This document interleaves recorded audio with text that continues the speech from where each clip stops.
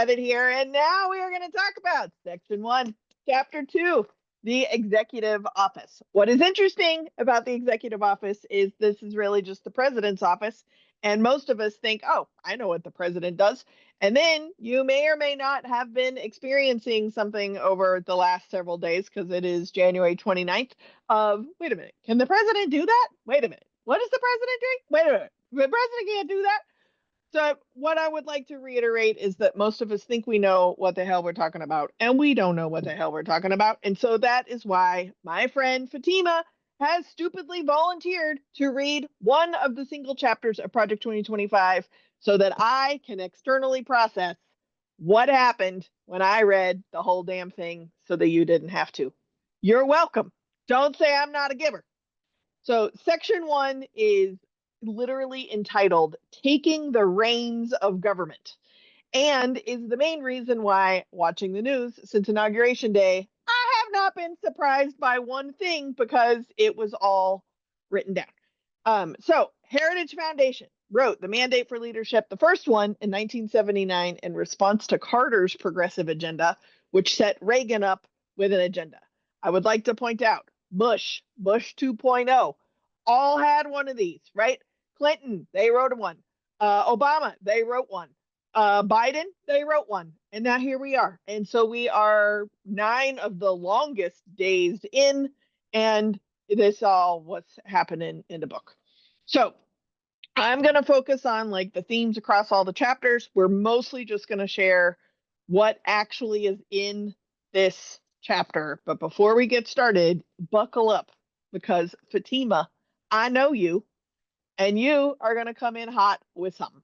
So after having read the chapter, what is the thing that you got to say to make sure that you can say it? And then we'll back up from there. Hit it, friend. What the fuck? I think that would be the appropriate response after reading chapter 2. So check it. I'm Fatima Nash here, business coach, focused on first generation business leaders. And as a first generation business leader, when I go and read chapter 2 and think about holistically what Project 2025 means to me, it's still a big fucking question mark of what the fuck. And so as I think through that big ominous, what does this even mean? I was very surprised at the amount of effort, detail, passion, and stupidness that this document highlights. And like you, Jess, I too was not surprised hearing all the news outlets report on something that was basically already created and reported on since the end of 2023. Yeah, nailed it. So yeah. Yeah, so first off, last night's news, Russ Vought was testifying in front of Congress about the funding choices, and my partner, who did not have to read the whole thing, but did have to suffer with me externally processing all this random information while I was reading it, he wrote this chapter. That dude Yes. who's testifying about like, well, the executive office can do whatever it wants to with funding. That's the dude who wrote the chapter. So I just would like, let's simmer down a little. Fatima, you're totally spot on. Let's back up a little bit. Let's remember a theme. Individual chapters are written by individual people who did not even pick up the phone and tell other chapters what they're writing. This is a stapled together collection of personal grievances and gossips. Russ Vought is the person who wrote this particular chapter, and fundamentally in this chapter is what I think we have mostly seen in the last 9 days.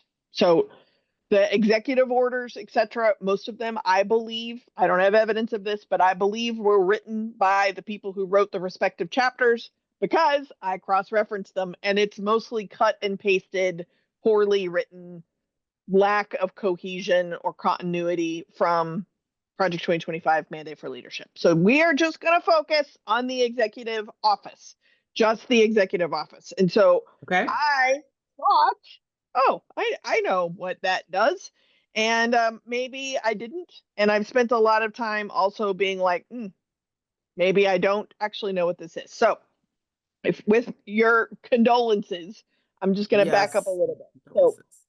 first off, my very first note at the top, this is the thing I was pissed off about. Quote, woke nonprofits with leftist policy agendas. When yesterday or the day before's funding cuts came out, it was any federal service, any service that receives any federal funding was determined to be a woke nonprofit with leftist policy agendas. Which is why when you like flip a switch and then you're like, oh, wait, what does the government do? First off, not all of them are woke nonprofits with leftist policy agendas. Some of them are around like basic needs, which could be a leftist agenda, but I digress. That was my take it hot. Okay, so main themes: return the power to the people. I actually feel like I could get behind that. But what it actually is saying is deregulating anything on a federal level so that certain people have the opportunity to do whatever it is they want. Um, the people that it's describing are families, faith communities, local and state government. It defines families, the Heritage Foundation generally defines families as heterosexual breadwinners and child caretakers. Feel free to interpret gender roles as you wish, who have conceived children.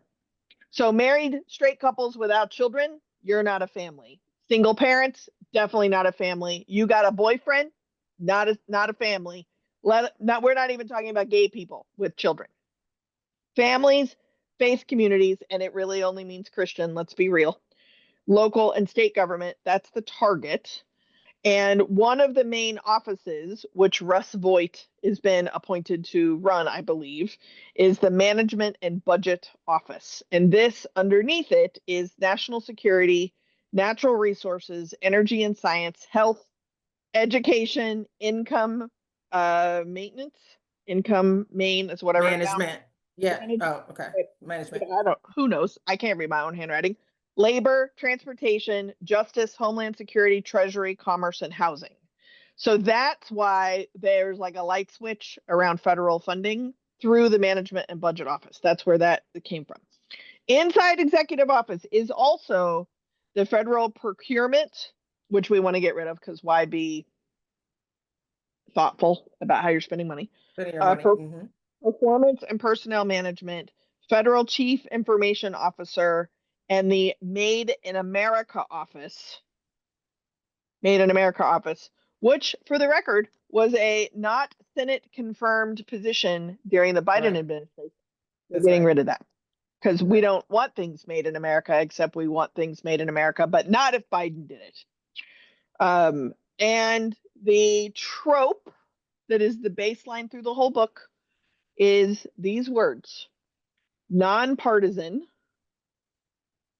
loyalists, civil servants who are nonpartisan civil servants who are loyal to the president's agenda, which by definition means they are not nonpartisan, but that they are considered nonpartisan because we are only going to have very conservative executive offices moving forward. So the only people who get to stay are loyal to that agenda, which is why we are drainoing the whole thing and then replacing them with appointments who don't need Senate confirmation or people who are going through the nomination process who are 100% loyal to this president's agenda, which is informed by the Heritage Foundation. Ta-da! Welcome to the executive office chapter. Is your head exploded yet? How you doing over there? So what had happened was the first 3 times I tried to get through chapter 2 a week ago, I couldn't get through because my head was exploding. Not just because of the way it was poorly written, that too, but the audacity, I think, is the word that came to mind. The pain and the suffrage of people before us came to mind. And hard not to. Mhm. hard not to. And then I began to question why. Almost back to that what the F moment again of, well, why is this happening? What is the ultimate goal? What am I missing? What is this is a big distraction. What are we not looking at? So those are the things that went through my mind on Mhm. the first three passes. I spent some time with the document today to prepare for us. And I was met with a lot of grief Mhm. because I've been trying very hard to distance myself from the news outlets on both sides of the aisle because I just don't want to get sucked in a vortex. But when you have a syllabus such as this document, and then you're seeing it play out in real life, it's heart-wrenching and it's scary, and it makes me wonder, what should I do? So listen, back in the day, during the civil rights era, and even before then, when I was in college or high school or whatever time it was in my life, I would read and I would get my sassy pants on with my hands on my hips. If this were me, this I would be doing this. And here we are. And my hands are sweaty with anxiety because what the hell are we supposed to be doing? Yeah. Honestly, I think it's very, very well said. And just because some of us saw this coming, it still is hard to believe it's happening. Um, I think that I think it's really important to understand that whether we want to take this kind of like shoots and ladders of like, I can't, this, they deserve this, they voted for this. If you need to go down that route, like, set a timer, right? Go down that route for 18 minutes and then come on back, because Yeah, they voted that's for this. done and over. Right. It's impacting all of us, right? Right. Not all of us voted for this. That's true. Right. But I also think that some of the people who voted for this didn't know that this is what this meant. And frankly, some of us that didn't vote at all also didn't know that this is what this meant. Um, so here we are, right? So Mm-hmm. I said this yesterday when we were recording the Department of Defense. There are some commonalities, and I'm trying to be very charitable and understand what the Heritage Foundation priorities are. Most of those are not anywhere close to my priorities. And so I am trying to get to the place where I can like see humanity in the people who are prioritizing what they're prioritizing. And so the closest I have gotten is 50 years ago. Carter was president, and uh, what was perceived as a threatening progressive agenda coming out of the executive office prompted the first mandate for leadership. I try really hard to think 1973 when Roe v. Wade was decided. If you were not in favor of abortion, then the information that you have been given for 50 years is that we have, as a country, been murdering millions of viable babies. And the reason why I'm bringing this up is that I'm using air quotes for those of you doing your dishes, they have remained an organized minority voice for 50 years. And I'm going to challenge us pinko commie liberals. What does it say? Woke nonprofits with leftist policy agenda supporting folk. Can we stay organized for the next 50 years? And if so, and I think it's a pretty big if, but if so, we are demonstrating what democracy does, right? And so for the pendulum to have swung to this level of holy shit conservativeness, I need to work on my understanding that at some point, they that are happy right now, or at least more happy than me, they felt an equal pendulum swing of how the hell did we get here? I don't agree with them, but if I can sit with that, then I can understand how democracy works. and that dissent is a significant portion of how democracy works. Asking questions, being curious is really, really, really, really important. And it is the case that we do not value human life equally. And the Heritage Foundation is very much prioritizing who they feel have been left behind because of this progressive agenda led by progressive presidents in the executive office who have picked winners and losers, and they have been told they are losers for the last 50 years, according to them. And now it's their turn. They get to pick the winners. And that is the main like fuel tank for what I have found in the mandate for leadership. So if we can swallow that pill, when we then start looking at like the emphasis of the difference between free, fair, and open trade while it's prioritizing America first, the questions there make a little bit more sense. When we're looking at economic advisors while also getting off of any economic council that has any kind of global responsibility to our allies, it's America first at the heart of it. Space Council is about an offensive military power, not just a deterrent or defense military power, because America first. When we look at science and technology, here's some language that I really loved. Science and technology, independent, but aligned with the president's agenda. That's not how science and technology works.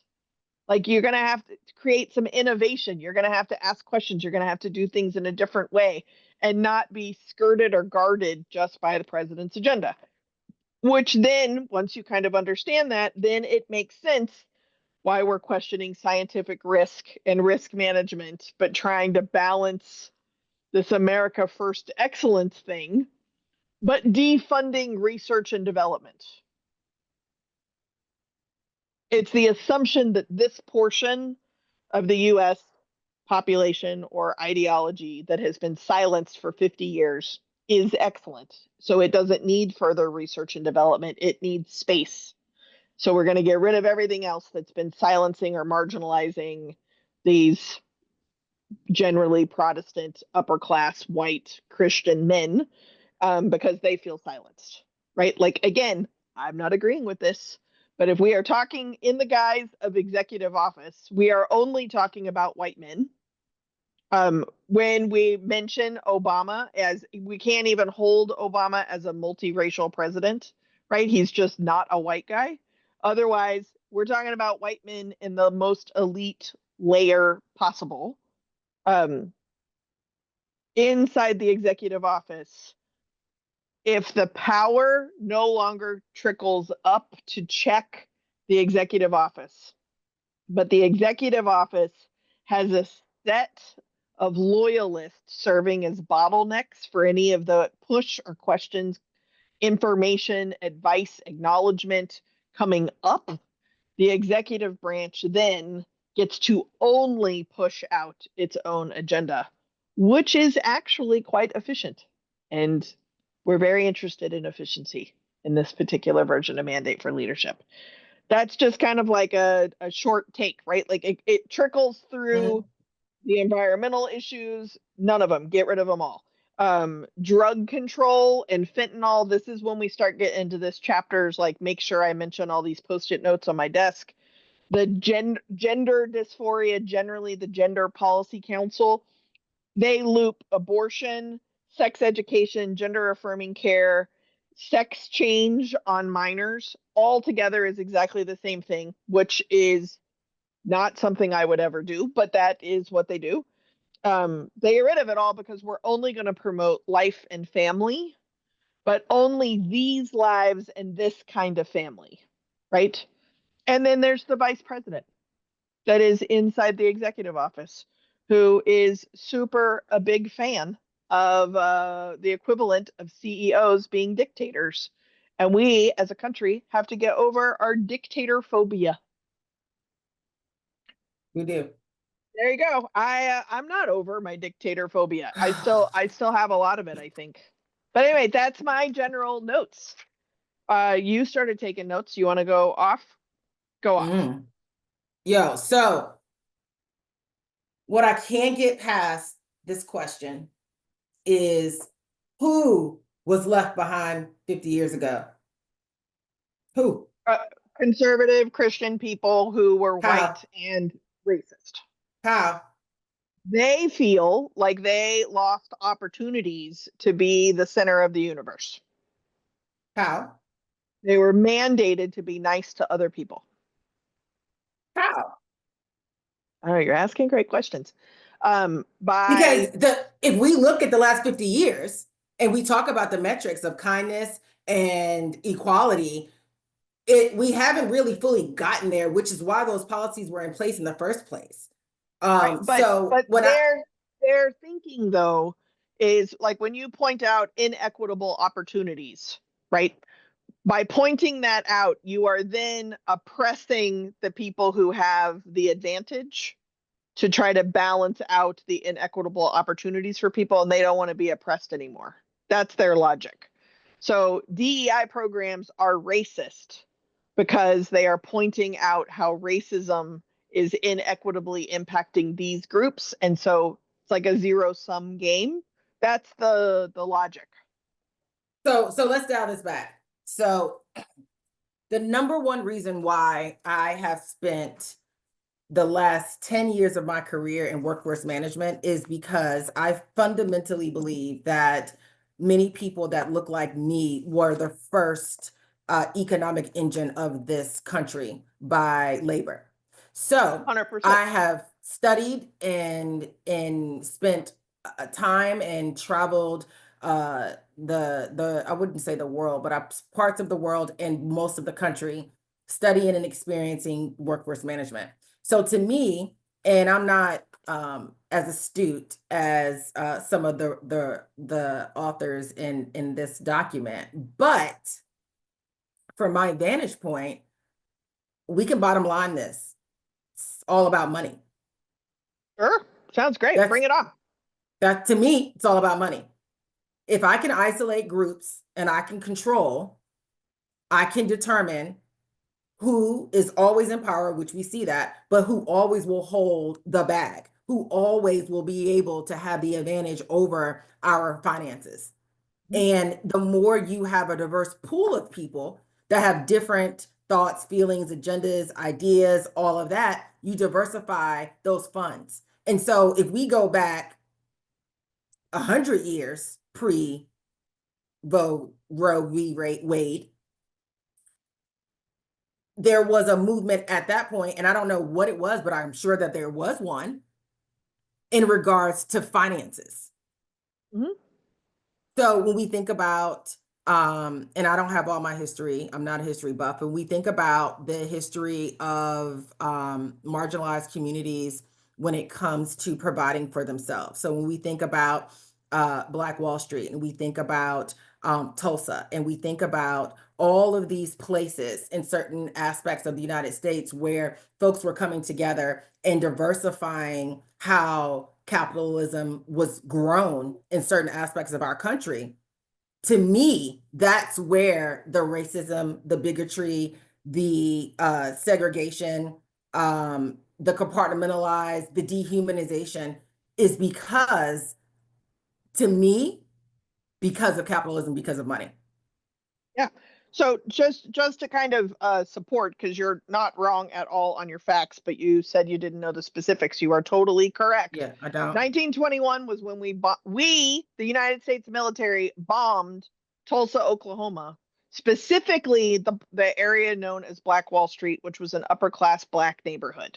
This is important because in the news right now, it's talking about how the U.S. military has never been used to deploy to against U.S. citizens. And I'm like, yes, it has. Like, first off, we had tanks rolling down the streets during the George Floyd. 2020. Like, right, whoa, like, we don't even have to go that far back. No, It just we happened. just forgot. We just forgot. So 1921 is when we bombed Tulsa. So 2021, 100 years later, is when tanks were rolling down the streets during COVID for Black Lives Matter. Some people would argue that the local police forces were just using the supplies that they had, the resources that they had, which when we talk about defunding police, we're not talking about entirely defunding police because no one has the nerve to actually say that. What we're saying is that the police don't need millions of dollars of military grade gear. That's what defund the police means. I digress. So what you are talking about is at the center, and you and I've talked about this a million times, capitalism, white supremacy, and Christianity is where the systems of oppression that built the United States. And I will stand by that. So the likelihood of us dismantling white supremacy, Christianity, and capitalism in one fell swoop probably is not going to happen in my lifetime, but that would be the best choice, right? So then outside of that piece, now we also need to think about how we are calling everybody Hitler and we're calling everybody Nazis, and it's all invoked again. When Hitler was in prison, he studied Jim Crow laws and Indian law, which gave him the idea that if you can weaponize identity and community, you can control a country. Hitler got the idea from the United States, Indian law and Jim Crow laws that are still in effect. They're still around. But we like to think that like Hitler is this thing over here. Hitler learned from us and we are still doing it. And that is how Western expansion, which got invoked during inauguration, the Crusades, white supremacy started, right? This is it's not just the Industrial Revolution, it's not just Hitler, it's white Christians knowing that they have some supreme standard on the planet. Now let's get, because we're not off topic, but now let's get back to, we're talking about the President of the United States, who we casually refer to as the leader of the free world. That ain't no different than anything else we've been talking about. There's no difference. So if we're talking about the chapter of the executive branch or the executive office specifically, we are talking about the US president, who is almost always a white man. One exception, one single exception in the history of our country. And some people going to argue that Barack Obama had to whiten that shit up to survive and not get assassinated for 8 years. Remember, he wore a khaki suit, and that was a problem.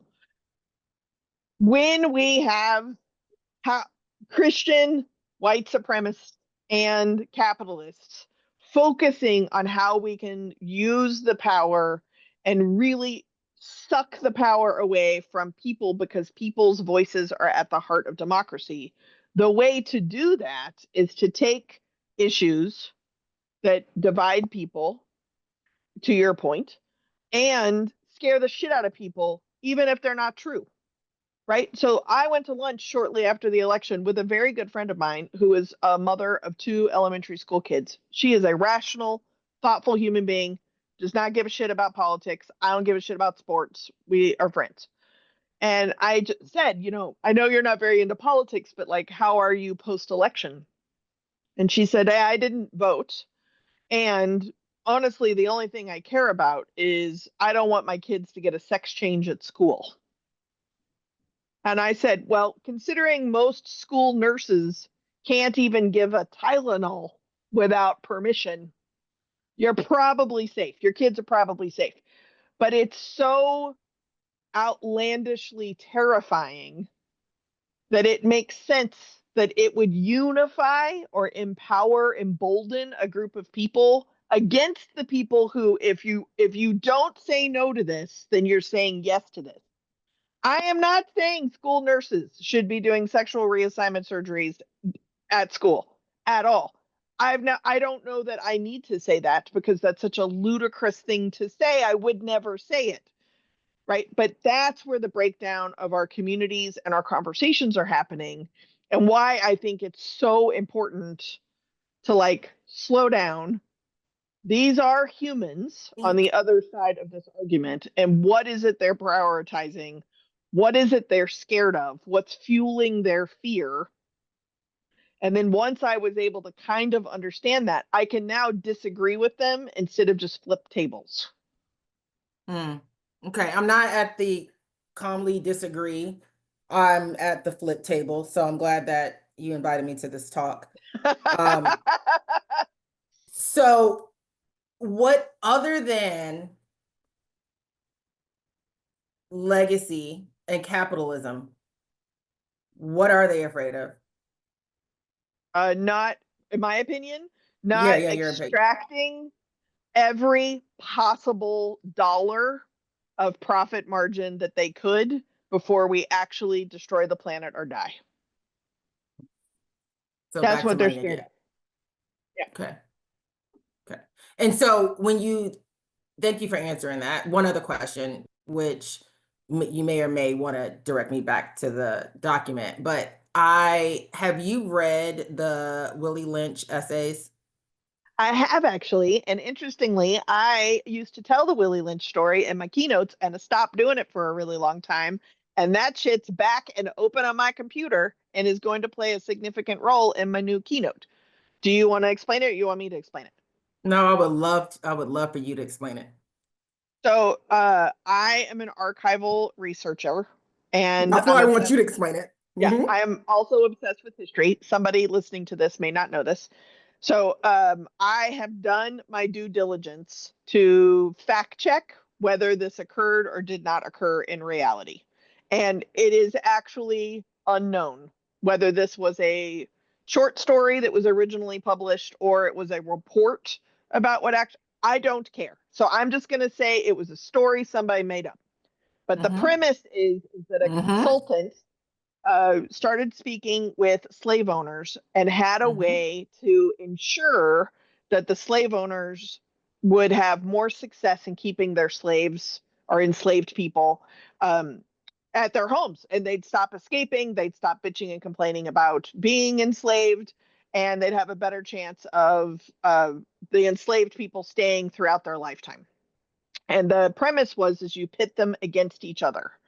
So you have house slaves and field slaves. You have men and women. You have this plantation versus that plantation, literate versus illiterate, light skin versus dark skin, old versus young. This is also where, and I am now getting a little off, so bring me back if I get too far gone.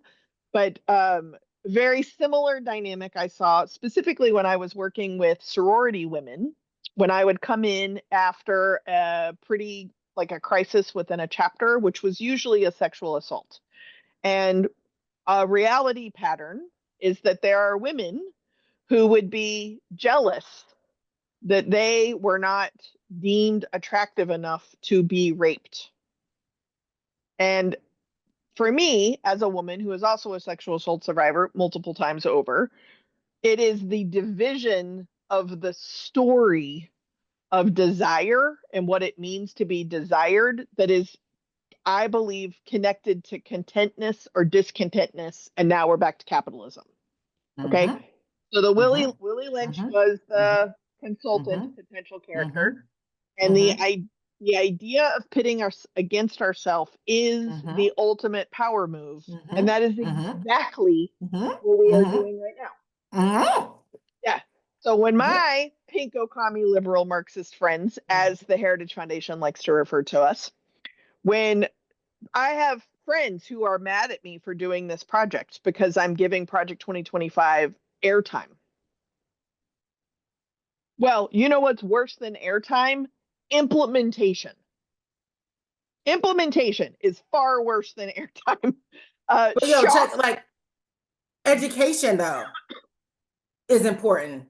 And I mean, we know that education is not being withheld to the highest degree as it used to. So someone has got to be in front of this, educating the masses on the reality, on whatever side you're on. You could have voted for this administration for things that are not even in that document, Yeah, or maybe it's only one thing in the document. But you not knowing 100% what you voted for and what you're supporting, this allows that to take place. This gives us the opportunity and gives us permission to question. We should be questioning. We should be asking that's each other what these questions. democracy is based on curiosity and asking questions. Yes, Exactly. Yeah, absolutely. I know. Absolutely. We get in a hot. I would like Yeah, to I am point getting out hot. that in the USDA chapter, which is specifically where we're talking about food, eggs, Not even mentioned. Not even mentioned as a That's list something. of variables. Nope. Nobody gives a shit about egg prices. Anyway, thank you for the validation. I will say that when I posted the playlist, because I ran LGBT centers when it was still illegal to be gay, this is not the first time I've done something controversial. If anything, I've kind of built a career out of it. I have received death threats. I have received mysterious white powders in the mail. I have been followed home from my office. Um, I ran LGBT centers during Bush, right? Like, all right, I was on a list, so like Yeah, you're a lying baddie. hard, whatever. What's interesting though is that I called after the election. I called a bunch of my friends and who used to do these jobs too, and now it's been 20 years. And I asked, I just said, just out of curiosity, are you having like a deja vu kind of moment? And we are, because this isn't new. But here's another Willie Lynch divide: is that it is new for a lot of people. Because, I'm just because they haven't experienced this before, right? because, They're young, like because we took they the start. education out the damn schools, because we didn't Oh get yeah, taught yeah, the right things, because right, people are too fucking stuck on their ass to have normal conversations like this. That's why we don't know. right. But what I mean, this is the ageism piece of it, right? Is that Okay. if I look at somebody, like I have told clients, queer young professionals, that they should not feel entitled to feel safe at work. That is a weird sentence coming from an elder queer person to a younger queer person. And it's a little soul crushing when I have to say it, but like, we haven't made as much progress as our t-shirts say. And they haven't experienced this. So, like, I need to provide a little bit of room Mm, for mhm. people who, when they Some started paying grace. attention to politics, it was Obama. They don't even understand and probably critiqued us for critiquing Obama for being too moderate because he was like a progressive hope who then had Yeah, to survive it, right? yeah. Age, time, history. I like to say that it is absolutely never too late to start learning from history. We could start at any time, Yeah, right? yeah, yeah, yeah. But to your point, how are we sitting in these conversations, right? So to be mindful of time, I want to name the 5 things that the Stop the Coup 2025 said are the highlights of this particular chapter. And then we got to pivot and figure out what do we need to be doing at home. Although for the record, everything we just said is what we need to be doing at home. Y'all Stop heard pitting that, right? yeah, stop pitting yourself against people. Make a list. Grab some paper. Make a list of who is wrong. Who are you canceling? Who are you like, ah, ah. Now, when you make that list, I would encourage you to look at the list. And if those people are actually physically endangering you and if or maybe emotionally or mentally endangering you, you need to take care of yourself. That's fine. Okay. But there are going to be people on that list that, for lack of better words, we're just too lazy or frustrated to engage with, and it's easier to cancel. And that is exactly what they're doing to us, too. And until we stop doing that, we are Willie Lynch in this place, and they're currently winning. So if that's what's going to happen, then we need to stay organized as a minority voice for the next 50 years because that's also what they did. So telling them to learn from history and they need empathy and they need to be learning. Hold up a damn mirror and figure it out. There is self-care and that's not what I'm talking about. And you should be able to identify the difference. Thank you for coming to my TED Talk. But Stop. but hold up, wait a minute. So you said the most important phrase of my lifetime, self-care. Self-care isn't a bubble bath. Self-care is putting your mask on first, taking accountability and responsibility for the position that you play so that you can leave this place better than where you picked it up at. So I do think it's about self-care, putting on your mask, looking at yourself in the mirror and saying, maybe I did vote this way. I didn't expect all of this. Or even if you didn't vote this way, you still have an obligation because you're on planet Earth and you're in the United States and we're a Yep. community. Even if I don't like you, even if you say the most off the wall things, even if you walk around with Project 2025 tattooed on your forehead, I still respect you as a human. And there's still room. That document is not 100% correct. Right. Tim Walz said last night on Rachel Maddow's MSNBC, she did a review of these funding cuts. And he said, you know, the ones that they didn't know what they were doing, they're disorganized about it. There was some pushback. So anything related to like children and food basically got like, just kidding. We're not going to turn your federal funding off. And he's like, but be careful because there are things that we don't think about that don't come with that social pressure. And they're still on. Right. And I think that ultimately this is what we're talking about here. Right. So it is very hard to restore humanity to people who do not give a shit about you. And I'm going to save you a copay. My therapist says if I'm mad at people for acting exactly the way I expected them to, that's my fault. Right. Like, when I do my webinars, my very first webinar in the series is called The Starting Place. The first thing I do is I ask every attendee, you don't have to share it with anybody. I just want you to draw a circle and identify who do you feel responsible for. You know, in some people, it is only yourself, and other that's a goal. Just be responsible for yourself for some of these people. Some people, it's your nuclear family, maybe your friend circle, right? In some faiths, it's 40 houses. Other practices, 7 generations out. How big is your circle? And if we start talking and we don't even know how big our own circle is, and then we assume that their circle matches the circle we're not even paying attention to, that's on us. I am a 7 generations back, 7 generations forward, at minimum, responsible kind of person. And if I'm talking to someone who occasionally feels responsible for themselves, we are going to miscommunicate. 100%. Once you know responsibility in your scale and that there is flexibility there, then who or how are you using your own sense of agency? Because now that you know what you're responsible for, what are you doing with that responsibility? Because if it's kicked back 100% of the time, you're Netflix and chilling with your self-identified definition of responsibility and you ain't doing nothing else, that's on you too. It is, but keep your mouth shut if you're not going to do anything. I'm sorry. That's a big problem for me.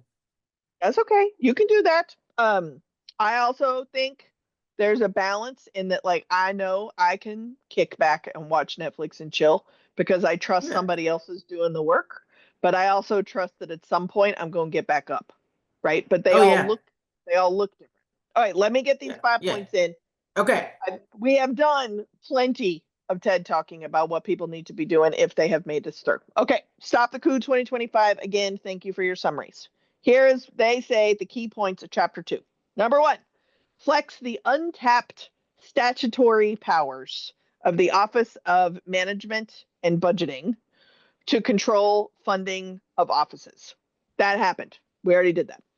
Put the Office of Management and Budget program associate directors who are conservative loyalists in charge of vast resource management offices and replace career officials with new deputy Dads, posts. right? I don't know what a pad is, but yes. Okay. Make the National Security Council a part of the White House, unaccountable to other offices. And the reason why this is the information goes down through the National Security Council instead of the National Security Council informing the president, because that's not how we like to think anymore. Last 2, seek to completely reverse Biden administration climate change policies because we don't give a shit about the climate. And then last but not least, eliminate the Gender Policy Council and end all federal discussion or support for gender and LGBTQ plus identity, transgender care, and reproductive health, including abortion. Fun facts.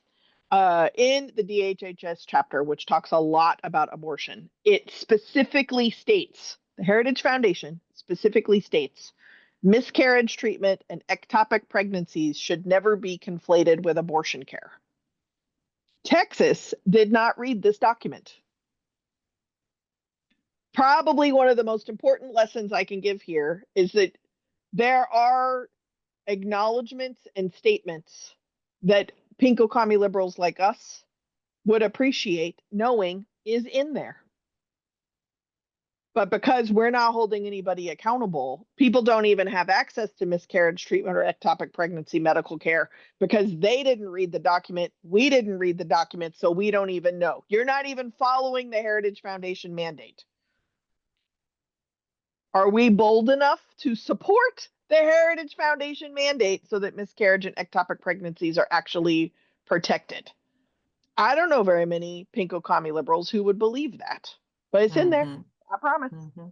All right, Fatima, last words. Where are you at? How you doing over there? I knew we were going to be fired up, but that's why I asked you to do this chapter. Girl, woo. So a couple takeaways. One, I'm grateful that there are folks out there that are reading and being educated and being actionable. So I'm grateful for that, because to me, in order for you to have a good headspace on what's next, you have to be grateful and thankful and all that jazz. So that's one. The second is we have to figure out a way, especially for folks that look like me, that are not involved in politics or may not have read certain histories.